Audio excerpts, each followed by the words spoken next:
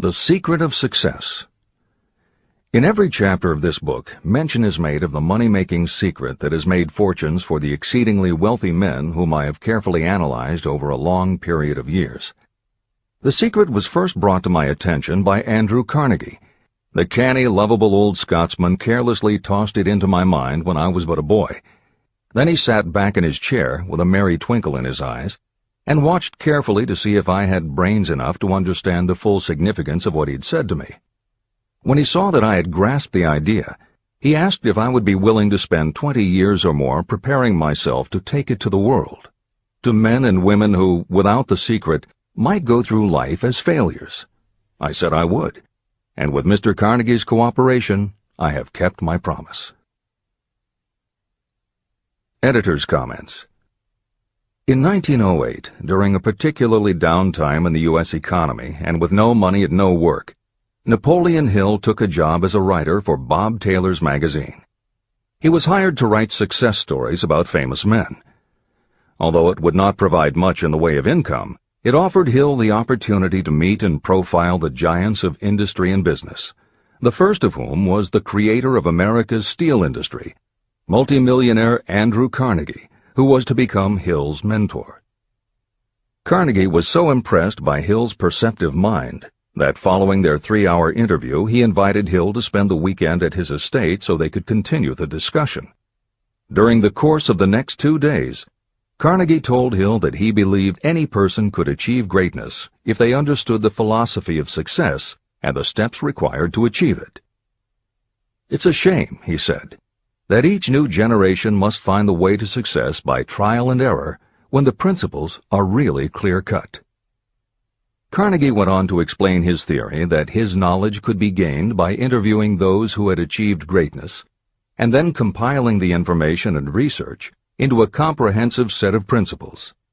He believed that it would take at least 20 years, and that the result would be the world's first philosophy of individual achievement. He offered Hill the challenge, for no more compensation than that Carnegie would make the necessary introductions and cover travel expenses. It took Hill 29 seconds to accept Carnegie's proposal. Carnegie told him afterward that had it taken him more than 60 seconds to make the decision, he would have withdrawn the offer. For a man who cannot reach a decision promptly, once he has all the necessary facts, cannot be depended upon to carry through any decision he may make. It was through Hill's unwavering dedication that this book was eventually written. For detailed information on the life of Hill, read or listen to the audiobook of A Lifetime of Riches, the Biography of Napoleon Hill, by Michael J. Ritt, Jr. and Kurt Landers. Michael Ritt worked as Hill's assistant for 10 years and was the first employee of the Napoleon Hill Foundation, where he served as executive director, secretary, and treasurer. The material in his book comes from his own personal knowledge of Hill, as well as from Hill's unpublished autobiography. That is the end of the editor's comment. This book, Think and Grow Rich, contains the Carnegie secret, a secret that has been tested by thousands, now millions of people in almost every walk of life. It was Mr. Carnegie's idea that the magic formula, which gave him a stupendous fortune, ought to be placed within reach of people who do not have the time to investigate how others had made their money. It was his hope that I might test and demonstrate the soundness of the formula through the experience of men and women in every calling. He believed the formula should be taught in all public schools and colleges. He said that if it were properly taught, it would revolutionize the entire educational system, and the time spent in school could be reduced to less than half. In Chapter 4, On Faith, you will read the astounding story of the organization of the giant United States Steel Corporation. It was conceived and carried out by one of the young men through whom Mr. Carnegie proved that his formula will work for all who are ready for it. This single application of the secret, by Charles M. Schwab, made him a huge fortune in both money and opportunity. Roughly speaking, this particular application of the formula was worth $600 million. These facts give you a fair idea of what reading this book may bring to you, provided you know what it is that you want. Editor's comment.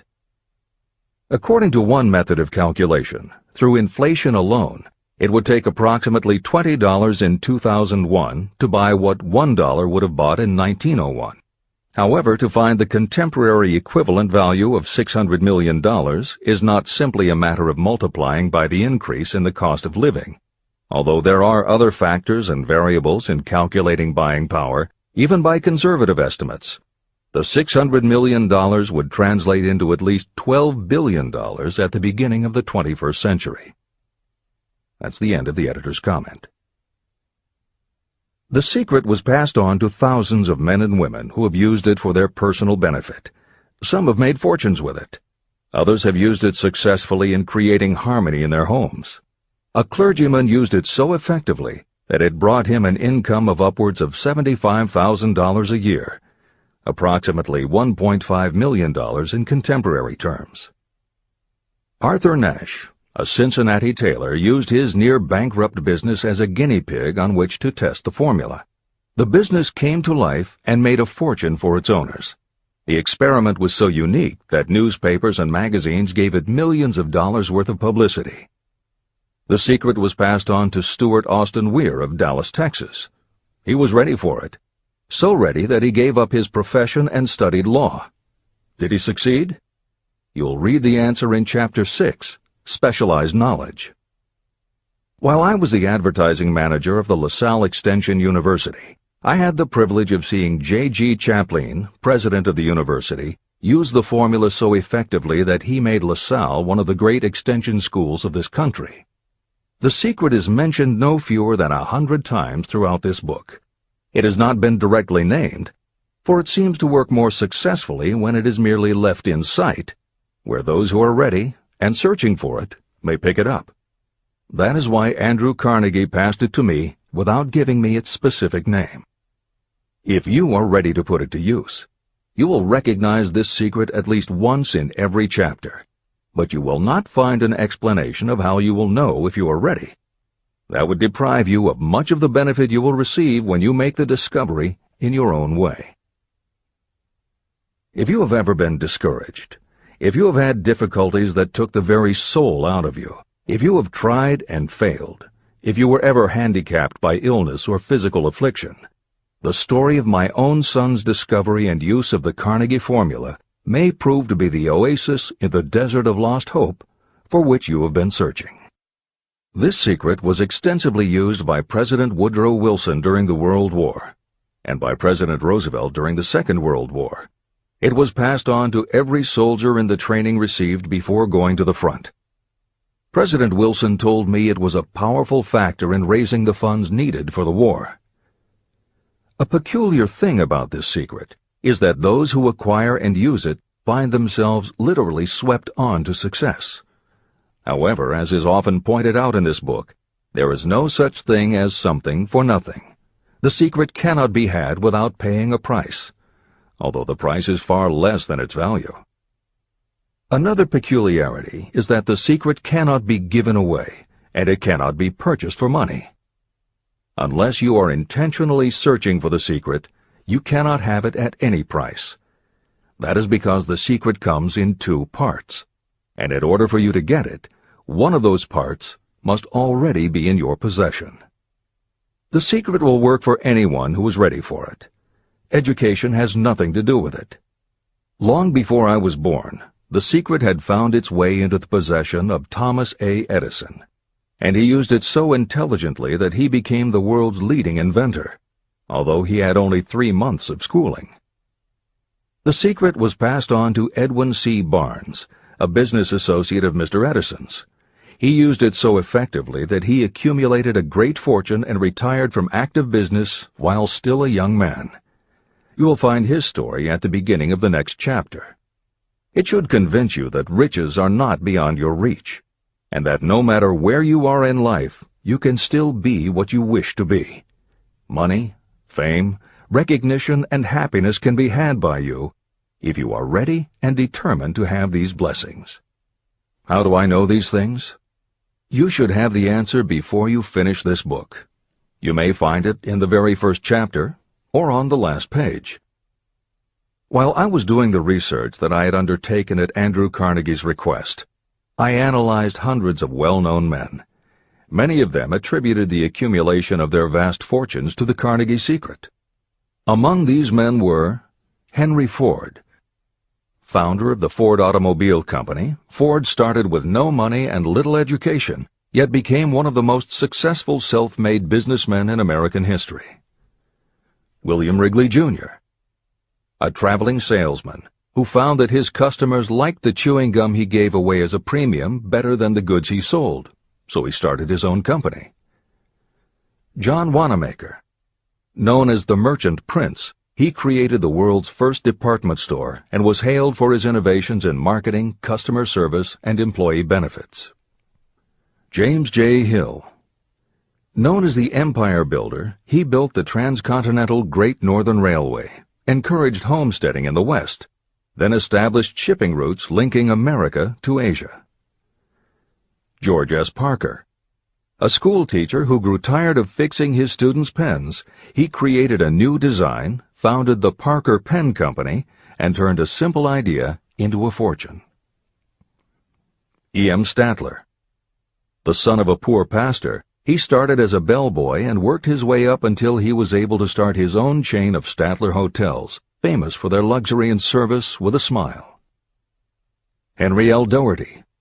Started at age 12 as an office boy for Columbia Gas, he went on to acquire 53 utilities companies and patented 140 innovations for natural gas and oil production. Cyrus H.K. Curtis.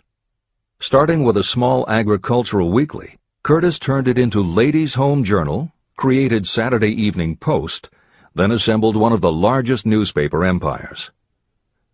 George Eastman. Inventor and founder of the Eastman Kodak Company, he created many of the innovations that popularized photography and transformed the motion picture industry. Charles M. Schwab. The right-hand man of Andrew Carnegie, he was president of Carnegie Steel Company, brokered the deal that formed U.S. Steel, and went on to found Bethlehem Steel. Theodore Roosevelt. 26th President of the United States from 1901 to 1909. John W. Davis. A lawyer and political leader, Davis was Solicitor General under President Woodrow Wilson and later appointed Ambassador to Great Britain. Elbert Hubbard. Philosopher, publisher of the Fra magazine, and founder of the Roycrofters Artists Colony, Hubbard was also the author of many bestsellers including A Message to Garcia. Wilbur Wright. A bicycle shop owner who, with his brother Orville, became the first Americans to fly heavier-than-air aircraft and pioneered the aviation industry. William Jennings Bryan. Newspaper publisher, presidential nominee, Secretary of State under President William McKinley, but perhaps best known as the lawyer who defended creationism at the Scopes monkey trial. Dr. David Starr Jordan. Educator, scientist, author of over 50 books, he was the nation's youngest university president at Indiana University and became the first president of Stanford University. J. Ogden Armour. Inherited his family's meatpacking business, turned it into a conglomerate with more than 3,000 products, was an owner of the Chicago Cubs, and a director of National City Bank and American International Corporation. Arthur Brisbane. A crusading journalist and syndicated columnist, Brisbane was sought after by every major news organization and was the most read and highest-paid editorial writer of his day. Dr. Frank Gonzalez. A Chicago preacher who delivered such a powerful sermon, Philip D. Armour gave him $1 million to start the Armour Institute of Technology, of which he became president. Daniel Willard. President of the B&O Railroad for more than 30 years, he was honored by having the city of Willard, Ohio, named for him. King Gillette. A traveling salesman and born tinkerer, Gillette was trying to shave on a moving train when he came up with the idea of the safety razor, which became the foundation of a corporate giant. Ralph A. Weeks. President of International Correspondence Schools, Weeks helped finance Napoleon Hill's Intra-Wall Institute, established to educate and rehabilitate prison inmates.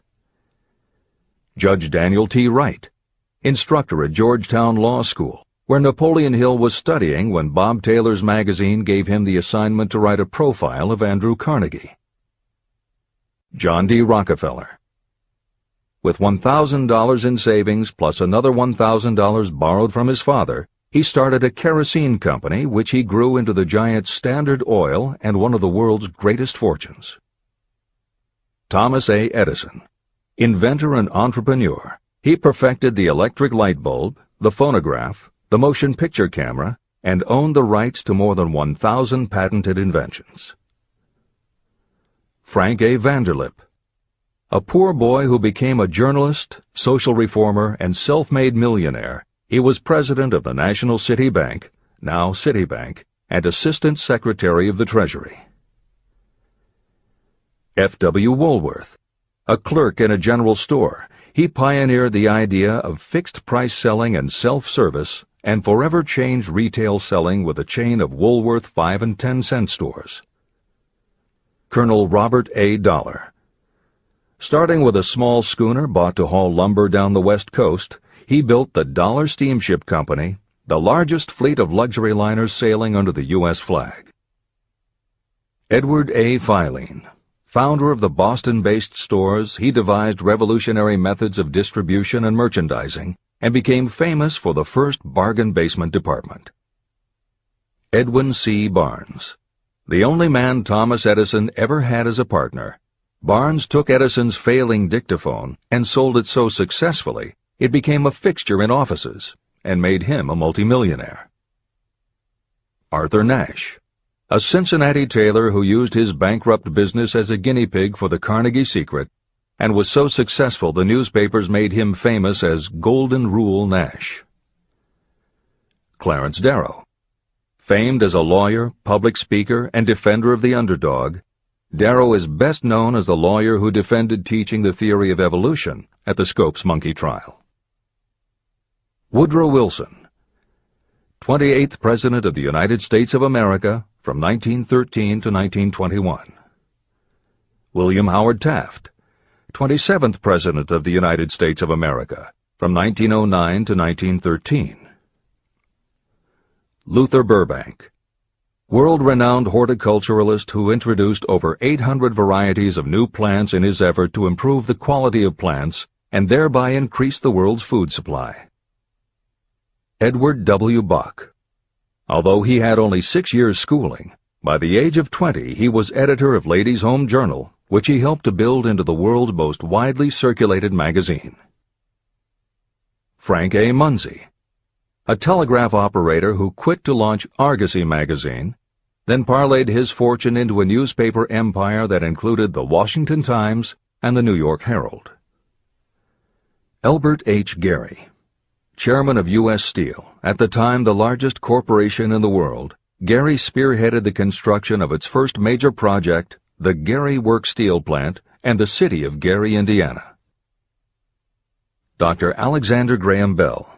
Best known as the inventor of the telephone, Bell also perfected recording devices, advances in aircraft, and was a co-founder of the National Geographic Society. John H. Patterson. President of National Cash Register, Patterson was known as an advertising visionary and a genius at motivating his sales force, which made NCR the leader in its field. Julius Rosenwald. A small manufacturer who foresaw the future of mail order, he bought 25% of Sears Roebuck & Company, and together with Richard Sears built it into an icon of American business. Stuart Austin Weir. A construction engineer Hill met in the Texas oil fields who, inspired by the Carnegie Secret, went to law school after age 40 and also helped publish Napoleon Hill's magazine. Dr. Frank Crane. A noted psychologist, essayist, and author of the book 4-Minute Essays on subjects such as the price of liberty, pragmatism, the duty of the rich, and how to keep friends. J.G. Chaplin, president of the LaSalle Extension University at the time Napoleon Hill worked in the university's advertising and sales department, where he first realized his talent for motivating people. Jennings Randolph, a congressman, then U.S. Senator from West Virginia. Randolph was a lifelong admirer of Napoleon Hill, and it was he who encouraged Hill to act as advisor to President Franklin Delano Roosevelt. These names represent a small fraction of well-known Americans whose achievements, financial and otherwise, prove that those who understand and apply the Carnegie secret reach high positions in life. Editor's comment. As Napoleon Hill says, the preceding list includes only some of the more than 500 multimillionaires and extraordinarily successful individuals whom Napoleon Hill interviewed prior to writing Think and Grow Rich. It does not include the equally impressive list of people he came in contact with after the publication, nor does it include the names of those who did not have the opportunity to meet Napoleon Hill personally, but who attribute their success to having read this book. It is said that Napoleon Hill and Think and Grow Rich have made more millionaires than any other person in history. It might equally well be said that Napoleon Hill inspired more motivational experts than any other man in history. It is practically impossible to find a motivational speaker who does not draw upon Hill's work. His influence can be seen in the writings of his early peers, Dale Carnegie and Norman Vincent Peale. Later successful authors and speakers such as W. Clement Stone, Og Mandino, and Earl Nightingale either worked directly with Napoleon Hill or with the Napoleon Hill Foundation. Echoes of Hill's principles can also be found in books by people as diverse as Wally Famous Amos, Mary Kay Ash, Ken Blanchard, Adelaide Bry, Chicken Soup for the Soul authors Jack Canfield and Mark Victor Hansen, Debbie Fields, Shakti Gawain, John Gray, Susan Jeffers, Bruce Jenner, Charlie Tremendous Jones, Tommy Lasorda, Art Linkletter, Joan London, Dr. Maxwell Maltz, James Redfield, Dr. Bernie Siegel, Jose Silva, Brian Tracy, Lillian Vernon, and Dennis Waitley. Stephen Covey, author of The 7 Habits of Highly Effective People, has often spoken of the influence of Napoleon Hill.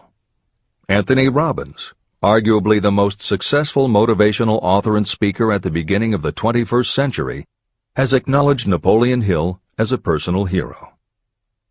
That is the end of the editor's comment. I have never known anyone who was inspired to use the Carnegie secret who did not achieve noteworthy success. On the other hand, I have never known anyone to distinguish themselves or to accumulate riches of any consequence without possession of the secret. From these two facts, I draw the conclusion that the secret is more important for self-determination than anything you receive through what is popularly known as education. Somewhere, as you read, the secret will jump from the page and stand boldly before you, if you are ready for it. When it appears, you will recognize it. Whether you receive the sign in the first chapter or the last, stop for a moment when it presents itself, and make a note of the time and place. You will want to remember, because it will mark the most important turning point of your life. Remember, too, as you go through the book, that it deals with facts and not with fiction. Its purpose is to convey a great universal truth through which you, if you are ready, may learn what to do and how to do it. You will also receive the needed stimulus to make a start.